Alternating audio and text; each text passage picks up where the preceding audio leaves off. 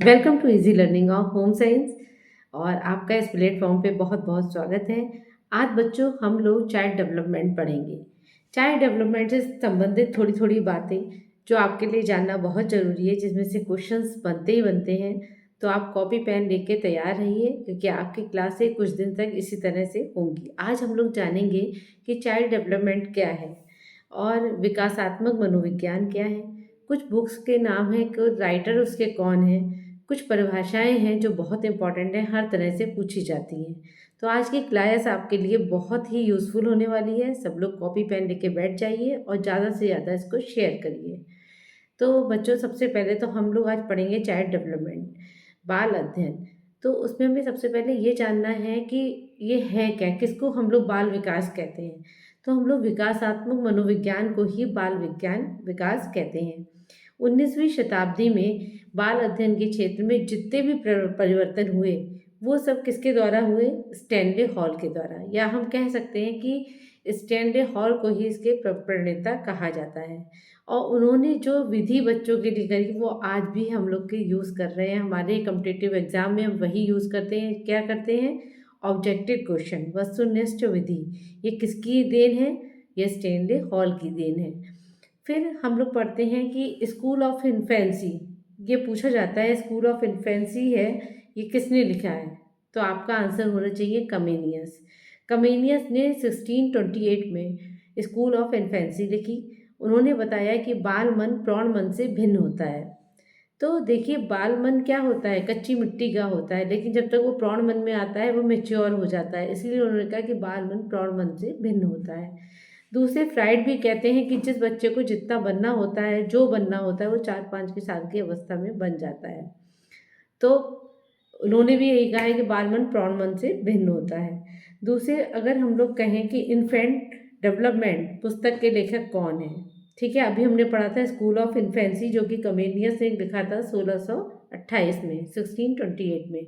अब दूसरी बुक का नाम है इन्फेंट डेवलपमेंट। ये किसने लिखी है? ये लिखी है टेन ने। विकासात्मक मनोविज्ञान को ही हम लोग बाल विकास कहते हैं।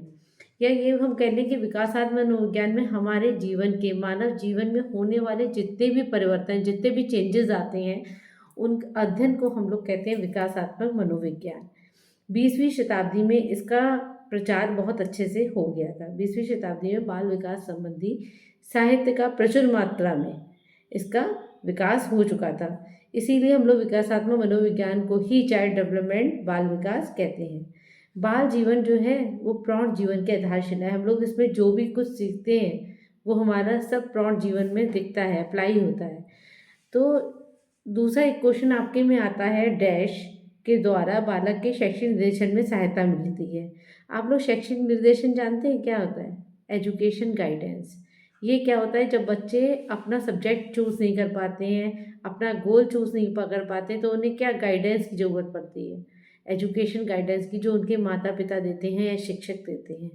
तो ये पूछा जाता है कि बालक के शैक्षिक निर्देशन में सहायता कहाँ से मिलती है? शैक्षिक निर्देशन के द्वारा ही मिलती है। दूसरी बात, अब हम लोगों के पास 3 परिभाषाएं हैं जो बहुत पूछी जाती हैं, और आप लोग इसको रट लीजिए, बहुत अच्छी है। और इसको ये लर्न करने का तरीका भी मैं आपको समझाती हूँ। सबसे पहले जेम्स जेवर, उन्होंने कहा बाल मनोविज्ञान वो मनोविज्ञान की शाखा है जो जन्म से मेच्योरिटी तक, यानी कि परिपक्वता को विकसित हो रहे मानव का अध्ययन होता है। इन्होंने जन्म से मेच्योरिटी की बात करी है। और गर्भावस्था से किशोरावस्था तक की बात किसने करी है? डेफिनीशन यही है, लेकिन इस डेफिनीशन को गर्भावस्था से किशोरावस्था तक की बात किसने करी है? क्रो एंड क्रो ने। तो आप लोगों को कंफ्यूज नहीं होना है, इसमें परिभाषाएं सब एक जैसी हैं, बस थोड़े थोड़े चेंजेस है। जैसे जन्म से परिपक्वता तक की बात करिए जेम्स जेवर ने।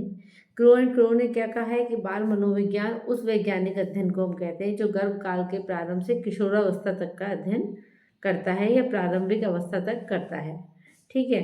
तीसरा है आपका आइजेनिक। आइजेनिक ने बिल्कुल अलग कहा है। उन्होंने कहा जो मनोविज्ञान के संबंध में बालक के मनोवैज्ञानिक प्रक्रियाएं, जो उनकी एक्टिविटी होती हैं, उसके विकास से संबंधित हम इसको कहते हैं कि ये बाल विकास है। तो मतलब जो भी बच्चे बाल मनोविज्ञान के संबंध में बालक के मनोवैज्ञानिक प्रक्रियाओं को, जो उनकी बाल मनोवैज्ञानिक प्रक्रियाएं, उनकी एक्टिविटी हैं, उसको उन्होंने बाल विकास कहा है।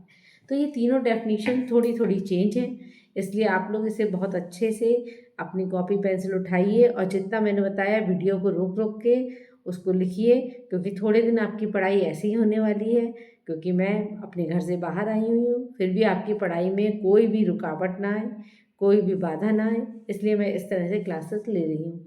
तो प्लीज़ मेरे को सपोर्ट करिए। आपको वीडियो अच्छी लगे तो लाइक शेयर सब्सक्राइब जरूर करिए। Thank you.